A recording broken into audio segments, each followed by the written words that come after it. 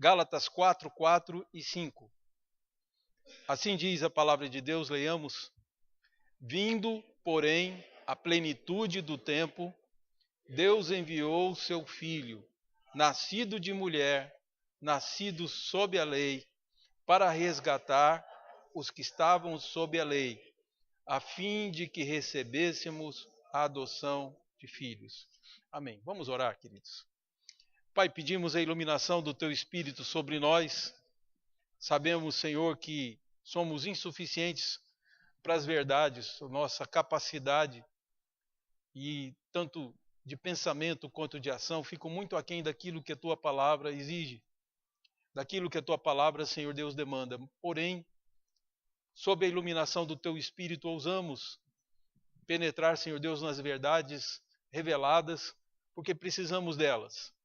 E pedimos em nome de Jesus que o Teu Espírito nos mova, no sentido aqui, descartando as coisas que são prejudiciais e que são vergonhosas, devem ficar para trás, sigamos um novo e vivo caminho, que o nosso coração abrace com alegria a carreira que o Senhor nos propõe, a caminhada que o Senhor nos propõe, para que o Teu nome seja glorificado, Teu nome seja honrado e a Tua igreja edificada e também, Senhor Deus, os irmãos sejam servidos por nossas vidas.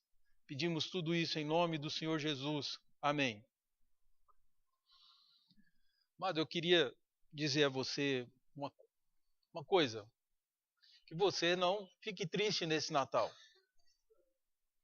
Pode ser que você fique. Há muitas razões à nossa volta que parecem apontar para isso. Mas isso me lembra a história daquela menina que, ainda pequenininha no Natal, aproximou-se do seu pai que estava decorando a casa para a festa que eles iam ter à noite. E o pai pondo luzes e preparando todo o ambiente. E ele pediu, me ajuda, filha? E ela simplesmente disse não, achando que o pai estava com preguiça e queria terminar rápido. Passou pela cozinha, sua mãe falou para que ela ajudasse, ela também não quis. E ela foi triste para o quarto, porque ela não estava muito bem, estava com algum tipo de tristeza. A tristeza, queridos, é muitas vezes o fruto da ignorância. Aquela menina ignorava que o seu pai, quando arrumava a sala, era para ela. Que o presente mais bonito que tinha, o melhor presente, o mais caro, havia sido comprado para ela e estava lá esperando para ser aberto à noite. A sua mãe, enquanto preparava a comida, estava pensando nela. Era para ela que estava sendo feito. E seus avós estavam vindo para a festa por causa dela. Seus primos vindo por causa dela. E ele, ignorando tudo aquilo, passou várias horas tristes. Até que ela começou a descobrir o quanto ela era amada e o quanto de coisas que havia à sua volta. Então, muitas vezes, a nossa tristeza é fruto da ignorância. Porque nós não vemos, não percebemos coisas que estão acontecendo à nossa volta que nós não soubemos. Que nós não fomos alertados, não fomos esclarecidos. Você não tem ideia o quanto Deus te ama. Esse texto do apóstolo Paulo, quando ele fala da plenitude do tempo, o que Paulo tem em mente? É exatamente a preocupação que ele tinha que os hebreus entendessem por que Deus lhes deu a lei. A lei foi mal interpretada por eles. Eles achavam que eles estavam a serviço da lei. Se quisessem agradar a Deus, deviam fazer como a lei mandava. Circuncidar o 8º dia, cumprir os preceitos da lei, guardar o sábado no rigor. Alguns até chegavam a afirmar que não se podia comer nenhum ovo que a galinha botasse no sábado. E esse conceito sobre a lei começou a contaminar os cristãos da Galácia. Daí o apóstolo Paulo escrever para revelar a grandeza do amor de Deus, da sublimidade, da superioridade do que Deus fez por nós.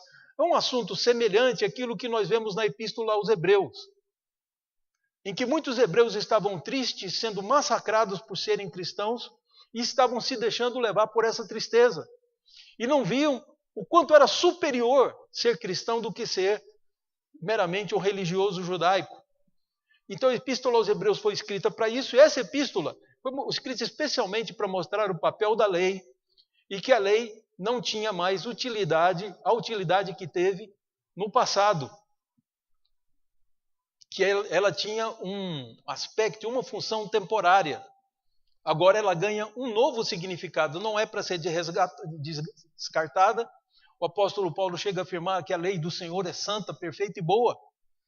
Portanto, ela não é para ser descartada, mas o cristão e o judeu têm que entender que entramos numa nova fase na história do mundo e que, por isso, ela tem que ocupar o seu lugar. Aí, às vezes, o que falta é o entendimento para saber a sublimidade do tempo que estamos vivendo e que é um motivo de grande alegria. Natal tem que ser motivo de grande alegria para nós. E é assim que o apóstolo Paulo fala da plenitude dos tempos. O que significaria a plenitude do tempo? Que o tempo foi se desenvolvendo até chegar no seu estágio máximo. No momento de preparação, o mundo e a história foram preparados para a vinda de Jesus. Quando Jesus veio, o tempo ganhou um novo significado, a lei ganhou outro significado e igreja ganhou outro significado. Tudo ganha um novo aspecto, porque agora o Messias já veio.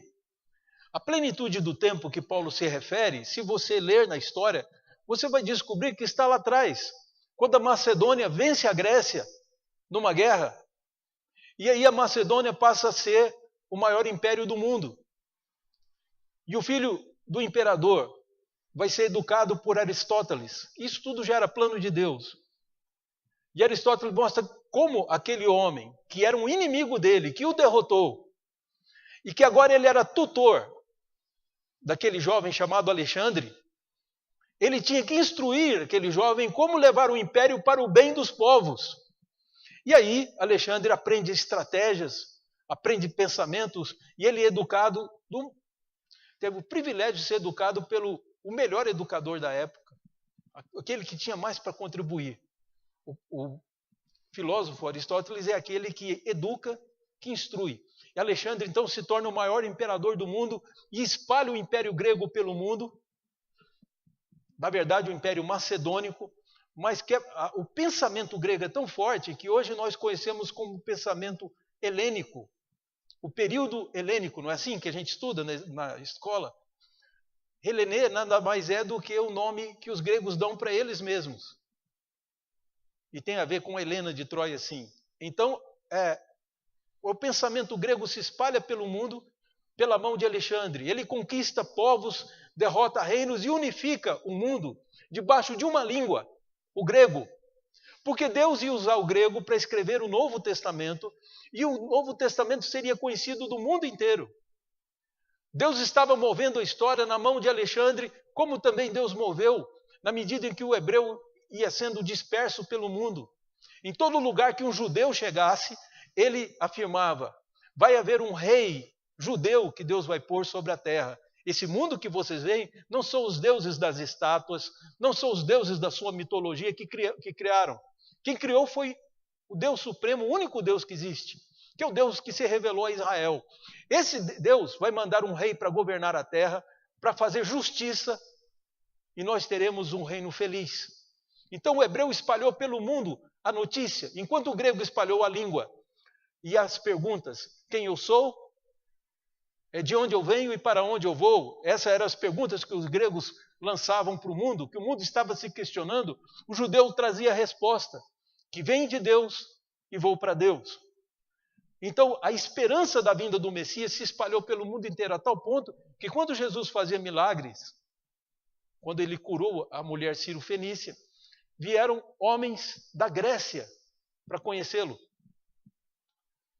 E Jesus entendeu que isso era o sinal que estava próximo à sua morte, porque até entre os gregos ele foi conhecido. Portanto, Jesus é uma bênção para o mundo, uma bênção para você.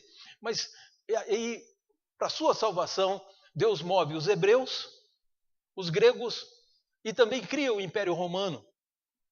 Então, quando o Império Romano domina sobre o mundo e prevalece, ele estabelece a Pax Romana, que significava que os povos não teriam fronteiras que impedissem que eles caminhassem pelas terras. E aí os apóstolos puderam andar por todos os caminhos. E protegidos de assaltantes, porque o direito romano tinha punições severas para o assalto, para o roubo. E daí a ideia de um direito, a ideia daquilo que deve ser igual, também permeou o mundo. que todos deviam estar debaixo daquilo que era justo. E aí o apóstolo sai pelo mundo sem perigo de assaltantes, pelas estradas que os romanos construíram para que seus exércitos pudessem penetrar. Tudo isso foi preparado e movido. Mas se você pensa que por amor a você, Deus moveu a terra, você ainda está sabendo pouco. Deus moveu os romanos, os gregos, os hebreus, para preparar o mundo para a vinda de Jesus. Tanto é verdade que isso foi movido no mundo que quais foram as línguas que Pilatos mandou escrever sobre a cabeça de Jesus? Este é o rei dos judeus. E foi criticado. Um servo de Pilatos disse a ele: Senhor, não ponha isso, vai parecer que o Senhor está declarando que ele é o rei dos judeus. Diga, ele diz ser o rei dos judeus, que aí é condenação sobre Jesus, numa placa sobre a cabeça. E Pilatos disse: o que eu escrevi, escrevi. Em outras palavras, não vou mudar mais. É isso que vai ficar para a história. Pilatos declara que Jesus é o rei dos judeus em 3 idiomas. No grego, língua cultural dos povos. No latim, a língua do Império Romano, a língua de César. E em hebraico, a língua do povo de Deus, a língua dos hebreus. Então Deus moveu a história por amor a você para salvar a sua vida. Ele está organizando tudo para uma grande festa do seu encontro com Jesus. Porém, meu querido, ele não moveu só a terra. Eu não estaria enganado se eu dissesse que ele moveu os céus por amor a você. Porque lembrem-se que os anjos vieram anunciar que Jesus tinha nascido para os pastores, não foi isso? Pastores, homens simples, homens sem grandes fortunas, empregados possivelmente de alguém, receberam a visita de anjos dizendo: vão lá que vocês vão conhecer o Messias. E o sinal vai ser esse: você vai chegar lá e vai achá-lo numa estrebaria. Ou você vai encontrá-lo deitado numa manjedoura. Então, o sinal, aqueles homens saíram para conhecer o Messias e relataram tudo para José e para Maria. Mas o Natal, queridos, não celebra meramente isso, Deus movendo os anjos. Deus moveu o mais importante do céu, que foi Ele mesmo. O Senhor Jesus desceu do céu por ordem do seu Pai. E você vê, estudamos aqui umas semanas atrás, Filipenses capítulo 2, que diz que Jesus esvaziou-se da sua glória, da aparência que ele tinha junto com o Pai, e assumiu forma de servo. Ele foi visto em figura humana e foi um servo obediente, servo até a morte de cruz. Não é isso que nós lemos? Paulo escreveu aos Filipenses, no capítulo 2. Portanto, o que Paulo está nos revelando é que Deus moveu os céus e a terra por amor a você. Você não sabe o que está acontecendo, mas agora ele vem revelar para os hebreus que eles não precisavam, e para os gálatas, que estavam sendo influenciados pelos judaizantes, que não precisavam trocar o cristianismo por uma religião, e nem tratar o cristianismo como se fosse uma religião do mundo. Observe bem, querido, o que Paulo diz do verso 1 até o verso 7, ele diz: digo, pois, que durante o tempo em que o herdeiro é menor, em nada difere do escravo, posto que é ele senhor de tudo. Então, o que Paulo está dizendo é que quando você vê um tutor dando ordem e aquela pessoa obedecendo, você pode até pensar que ele é um servo, mas ele está sendo treinado. O tutor está treinando para ele ser um grande homem. O tutor não é pai. O tutor não é aquele que gerou. O tutor não é rei. O tutor é um empregado. Empregado, inclusive, do próprio herdeiro que está ali. Mas ele vai exercer uma função durante um tempo. E o menino é obrigado a obedecer ao seu tutor. Paulo está falando aqui da lei. Porque os gálatas foram evangelizados por Paulo na sua primeira viagem missionária, em que Paulo foi, inclusive, acometido de uma enfermidade seríssima, que ele narra que o amor dos gálatas por ele era tão grande que, se possível, arrancariam os olhos e dariam para Paulo, porque possivelmente Paulo teve uma infecção na sua vista. E aí Paulo teve febre, e ele foi uma doença muito séria, mas que ele teve boa assistência dos gálatas. E os gálatas, que na verdade Gálata não é uma cidade, Galácia não é uma cidade, é uma província, formada por 4 cidades. Né? Ainda se discute hoje se é a província do norte ou do sul. Mas essa Galácia possivelmente é aquela que inclui Antioquia, Listra e Derbe, porque são as cidades da Galácia que são narradas em Atos. Então Paulo evangeliza e depois sai. Quando a igreja está forte, bonita, alegre, alguns judaizantes vêm e tentam submeter a igreja à lei. E os gálatas, docemente, ingenuamente, entram na onda. E Paulo então escreve essa carta para dizer que o evangelho é uma notícia alegre, não é uma notícia de escravidão. E que a lei teve o seu papel para o gentio até uma certa época, e dentro dos hebreus. E depois disso, nós não precisamos nos tornar judeus ou religiosos para agradar a Deus. Isso fica claro no exemplo de Jesus, e aí você vê, em seguida você vai ver aqui, mas Jesus nos dá essa orientação, dizer que as coisas mudaram, que nós precisamos olhar para a lei e entender a lei de uma forma diferente. Os discípulos de Jesus tiveram fome e começaram a pegar milho para comer. Só que era dia de sábado, e a tradição judaica diz que no sábado você não colhe milho, porque isso é trabalho. Desculpem, estou falando milho, mas é grãos. O milho, ele veio aqui com a América do Sul, né? Foi descoberto aqui. Na verdade, são grãos, possivelmente trigo ou soja. E aí, eles vão comendo aqueles grãos, os discípulos debulhando e comendo, e são criticados. E aí Jesus critica os próprios fariseus e diz o seguinte: vocês não entenderam que o princípio da lei é misericórdia quero e não sacrifício? Deus não está interessado no cumprimento legal da lei e tudo. Além do mais, Jesus ainda acrescenta: o sábado foi criado para o homem e não o homem para o sábado. O que Jesus está dizendo com essa palavra? Que o sábado foi feito para benefício do homem. O homem é o herdeiro. Você é o filho do rei. Então, ainda que essas coisas sejam boas e sejam instrutivas, elas têm o seu período de vigor. Em nascendo o Filho do Homem, nascendo Jesus, fomos resgatados. Essa é a tese de Paulo. E diz no verso 2: mas sob tutores e curadores até o tempo predeterminado pelo Pai, assim também nós, quando éramos menores, estávamos servilmente sujeitos aos rudimentos do mundo. Aqui a ideia básica leva a gente para o alfabeto, para as coisas iniciais do mundo. As coisas que estão no princípio. Não são coisas que devem ser permanentes ou eternas.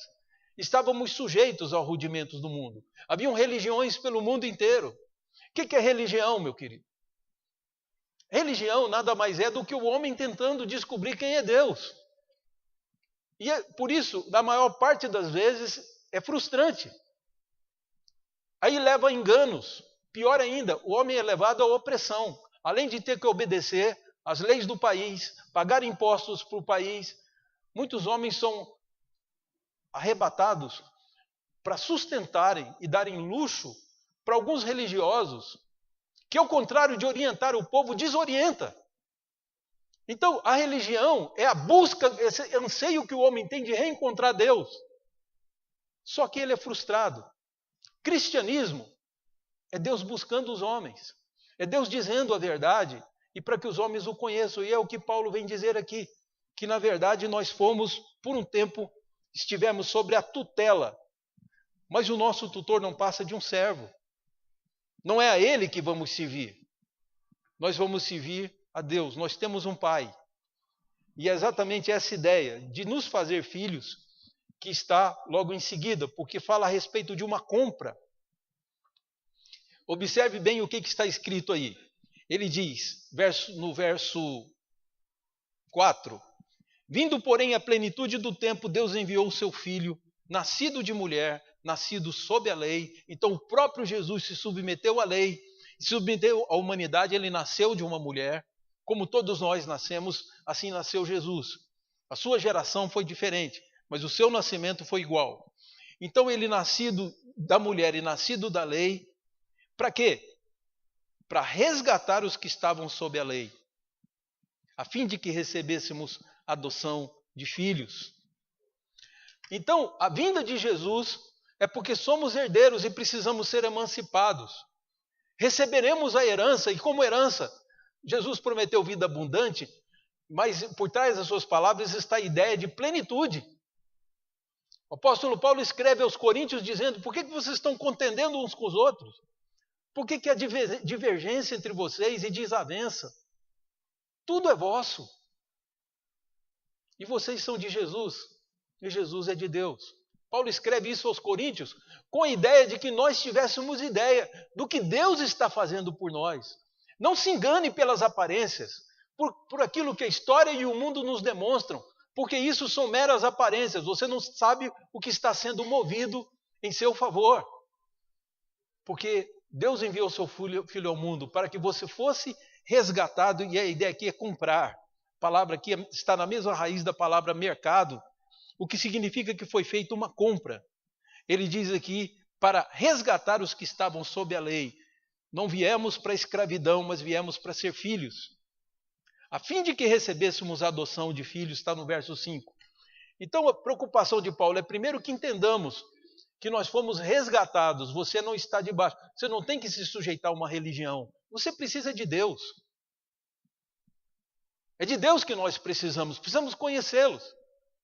Se a sua igreja te orienta e te ensina coisas sobre Deus, que você aprende na palavra, e o seu coração fica mais perto do Senhor, e você é santificado a tal ponto que os seus pecados vão ficando no caminho, você os abandona e os rejeita porque quer viver para Deus, então sua igreja é boa.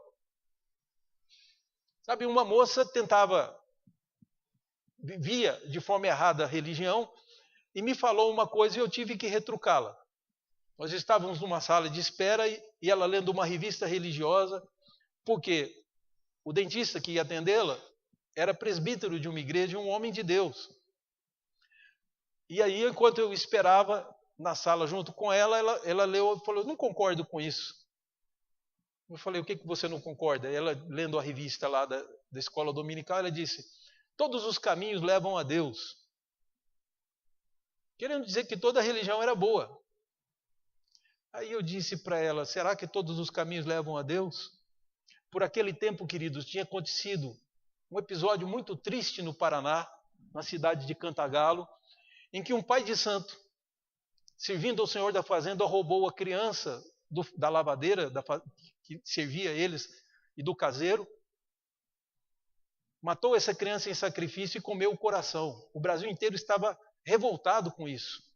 Havia um movimento lá no Paraná, na cidade de Cantagalo, que os habitantes queriam invadir a cadeia e linchar, tirar a vida do pai de santo e do fazendeiro que estavam presos.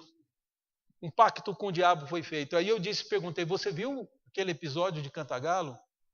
Ele disse: vi. Você acha que esse caminho leva a Deus? Ele disse: não. Então como que você acha que é? Eu falei: as religiões não são um caminho. Jesus disse que o único caminho que leva ao Pai é Ele. Só Jesus leva. As religiões são como letreiros, que devem apontar para o caminho. É isso que nós estamos diante de nós. Os letreiros devem apontar para o caminho. Eles não são o caminho. A religião, queridos, e pode pensar em qualquer uma que tem à nossa volta, elas devem apontar para Jesus. Jesus é o único caminho que o homem pode se religar a Deus, segundo a sua palavra, que é a Bíblia.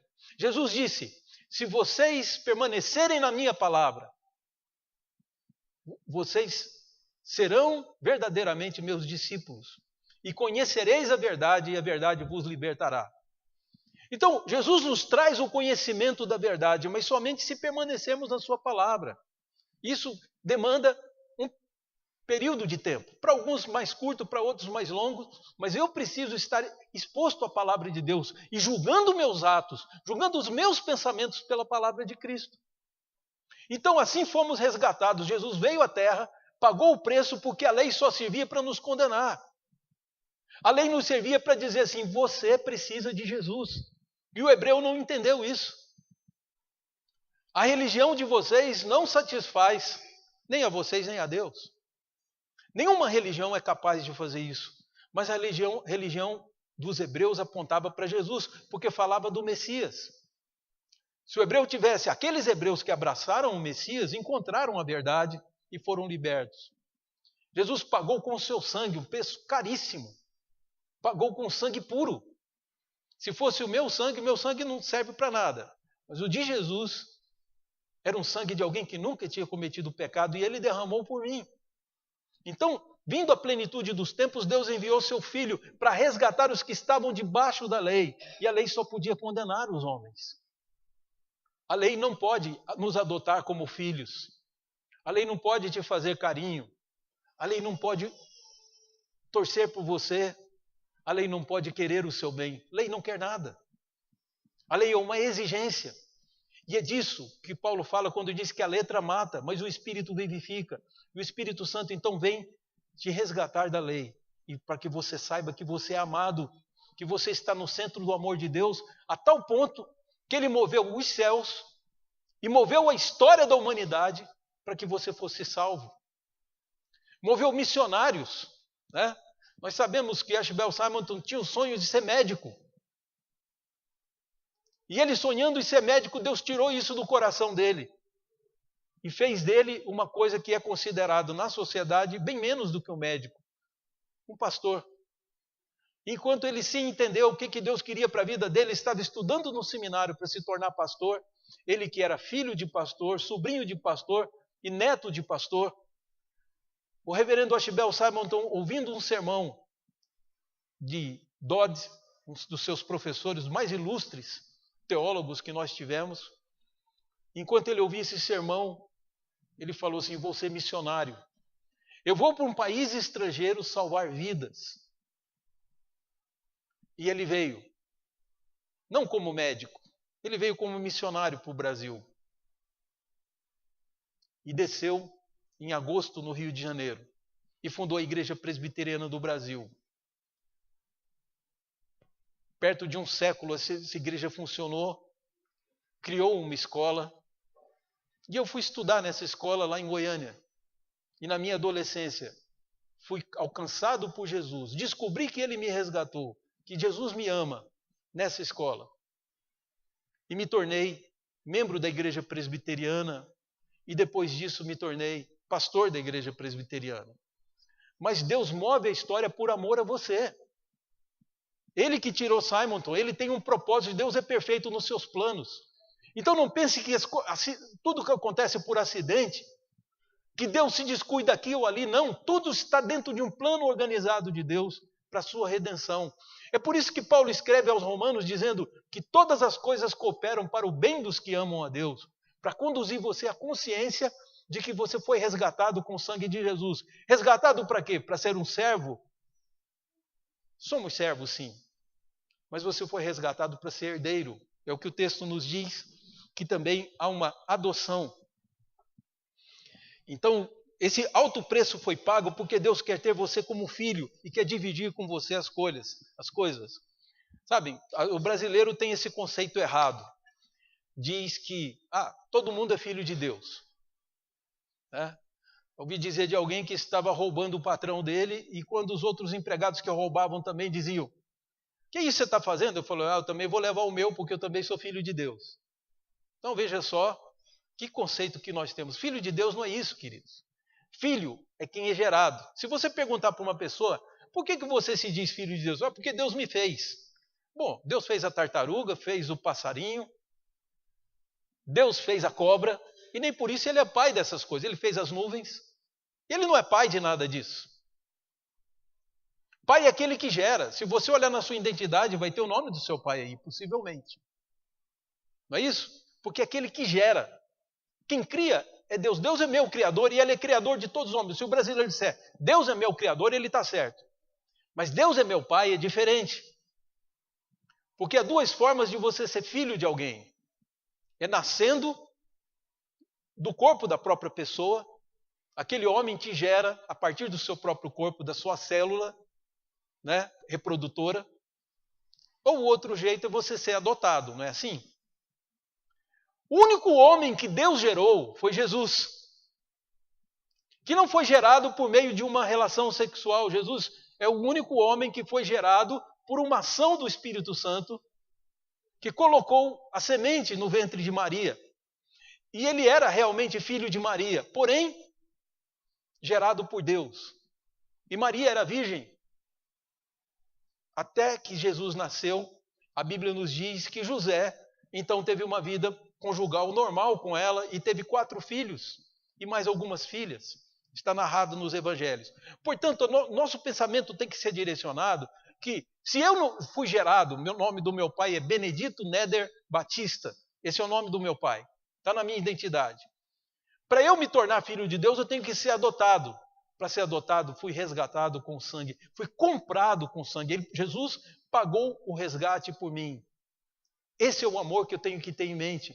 Que toda a história foi movida para isso. Jesus nasceu no Natal e por isso eu tenho que ficar feliz no Natal. Tenho que celebrar, não por causa de Papai Noel, presente, comida diferente, comércio, musiquinhas, não é nada disso. A minha celebração de Natal, porque eu estou celebrando a lembrança de que Jesus nasceu porque Deus moveu céus e terra para me salvar. Porque eu estava condenado como filho de Adão.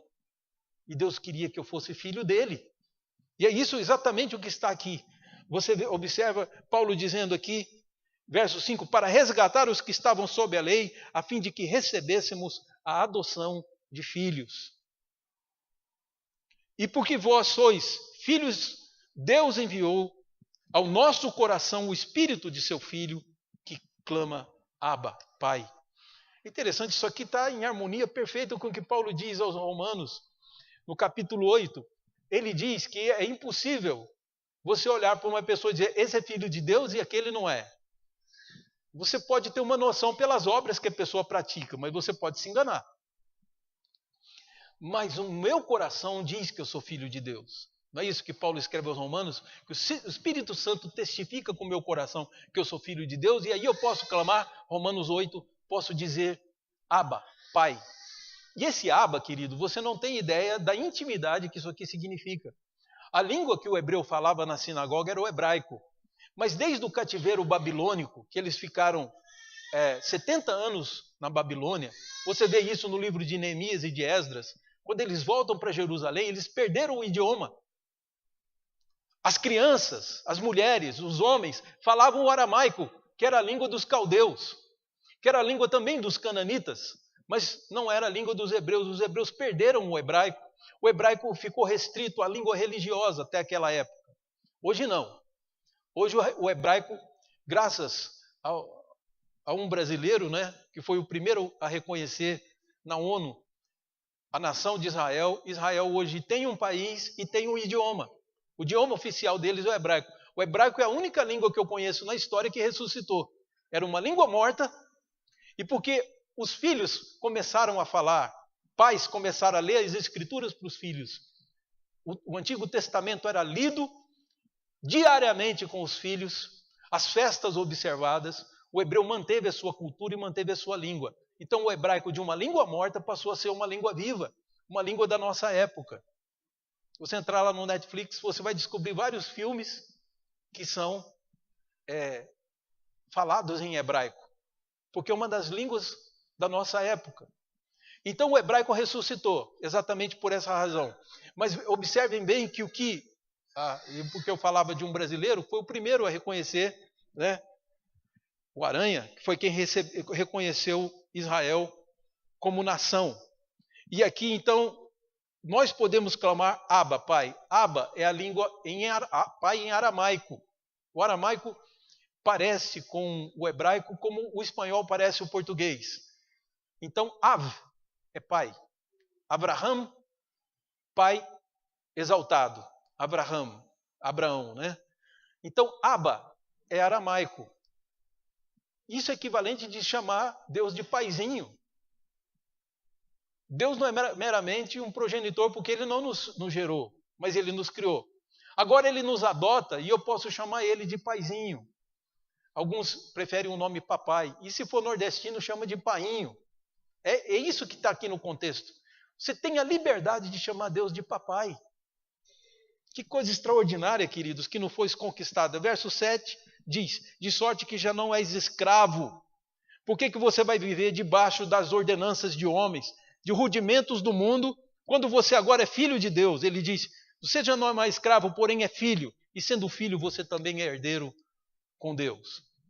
Maravilha. Por isso você não pode ficar triste. Porque enquanto os homens na terra lutam uns contra os outros, tem pouca coisa para comemorar. Em busca da sua própria satisfação, da sua independência, de dar ordens uns aos outros, de terem poder, eles vão se matando e lutando. Tudo o que eles querem você já conseguiu. Jesus disse que os mansos herdarão a terra. Ele estava falando dos seus filhos. Seus filhos têm que ser mansos, têm que ter fome e sede de justiça. Os filhos de Deus precisam ser puros de coração. É disso que Jesus está falando. Ele não está falando de várias classes de pessoas, ele está definindo um povo. Os pacificadores, os humildes de espírito, é o mesmo povo que tem todas essas características. Você ainda não é assim? Então busque, porque o Senhor está dizendo que é isso que você precisa ser, porque você é sal da terra e luz do mundo. O que eles lutam para ter, nós não tomamos deles. Não estamos na mesma luta, a nossa luta é outra. E aí o apóstolo nos diz que sendo filhos somos também herdeiros. E Deus move a história para te dar vida abundante. Então, ao contrário de ficar triste e pensar, eu conheci alguém que certa vez vivia uma depressão muito grande e no meio da sua tristeza disse: Deus, se o Senhor me ama, me manda um anjo agora aqui para dizer isso. Eu preciso saber que alguém me ama. Aí ele me disse que não apareceu anjo nenhum, mas que o Espírito Santo docemente falou à sua mente. Ele lembrou de um versículo que diz: mas Deus prova seu próprio amor para conosco pelo fato de ter Cristo morrido por nós quando nós ainda éramos pecadores. Não é isso que está lá em Romanos 5, meu amado? Que prova mais você precisa? Tem Cristo na cruz. É disso que nós precisamos saber. Que Deus está movendo a história do mundo por nosso intermédio. E mais, Jesus vai voltar para nos buscar. Alegre o seu coração. A gente teve um aniversário na igreja da Vila Nova, eu era pastor auxiliar. E como era aniversário da igreja, eu procurei me vestir do melhor jeito possível, né? Mas eu estava muito formal. E o pregador que veio muito informal, que era o reverendo Elben Len César, fundador da revista Ultimato. Ele que ia pregar na igreja. E aí, quando ele pregando e falando sobre a vinda de Jesus, ele virou para mim e falou assim: pastor Josider, quando Jesus for voltar, o senhor vista uma roupa mais alegre, né? Porque é um momento de grande alegria. E aí, quando ele terminou, que eu peguei a palavra para a gente encerrar o culto, eu disse, ele falou: quero tranquilizar o reverendo Elben, que eu não sei o dia que Jesus vai voltar, mas eu, em casa, eu tenho usado muito uma camisa da seleção brasileira que eu tenho, porque ela é muito alegre, né? Porque eu quero sim receber Jesus com alegria. Porque no fundo é isso, queridos, que precisamos ter em mente. A alegria vai vencer a tristeza. Você vai ser vencedor. A menos, é claro, que você esteja entre aqueles que rejeitam o Senhor Jesus. Mas se vocês dizem: eu quero ser resgatado, eu quero ser adotado como filho, vá para Cristo, corra para Jesus. Porque aí sim a vida se transforma numa grande vitória. A vida se transforma numa celebração, inclusive o Natal, que é uma festa triste para muitos, mas não para nós. Estamos lembrando que Deus moveu a história. Tudo está acontecendo por amor a você. Paulo escreve aos Coríntios dizendo: todas as coisas existem por amor de vós. É curioso isso. Tudo existe, as estrelas, os astros, tão distantes, tão maiores que o Sol. As galáxias, milhares de galáxias, talvez milhões. E aí nós nos perguntamos: para que tudo isso foi criado? Por amor de vocês, é o que Paulo diz. Tudo existe por amor de vocês. Então você não tem ideia que mesmo tão pequenininho, tão rebelde, tão cheio de coisas, quanto Deus te ama. Tranquilize-se no amor e celebre o nascimento de Jesus, que é a prova de que Deus te ama, a prova incontestável. Os irmãos devem ter lido no boletim, e eu vou encerrar com essa história. O boletim eu contando a respeito daquele escocês que por 40 anos ficou preso a uma cadeira de rodas, porque na sua infância tomou um tombo e quebrou a coluna cervical. E aí, como um bom cristão, ele alegrava todo mundo que ia falar, saía de lá alegre, confortava, dava bons conselhos.